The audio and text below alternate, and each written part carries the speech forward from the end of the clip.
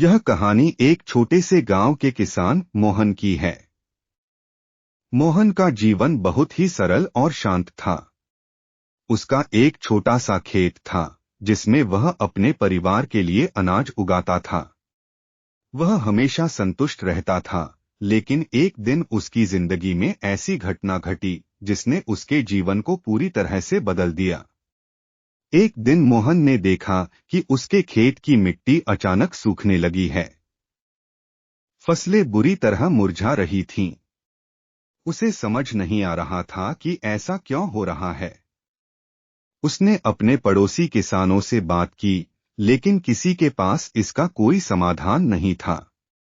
मोहन ने सोचा कि शायद यह कोई प्राकृतिक आपदा है, लेकिन अगले ही दिन जब वह खेत पर गया तो उसे कुछ अजीब दिखा। खेत के एक कोने में उसे ताजे खोदे हुए गड्ढे के निशान मिले। उसे शक हुआ कि कुछ गलत हो रहा है। उसने खुदाई करने का फैसला किया। जैसे ही मोहन ने खुदाई की, उसे जमीन के नीचे एक बड़ी लकड़ी का बक्सा मिला। उसका दिल तेजी से धड़कने लगा। उसने बक्सा खोलने की कोशिश की, लेकिन वह बहुत भारी था। उसकी जिज्ञासा बढ़ती जा रही थी, लेकिन वह जानता था कि अकेले वह इसे नहीं खोल पाएगा। उसने अपने दोस्तों को बुलाया और मिलकर उन्होंने उस बक्से को खोला। बक्से के अंदर उन्हें सोने के सिक्के, गहने और कुछ पुराने कागजात मिले।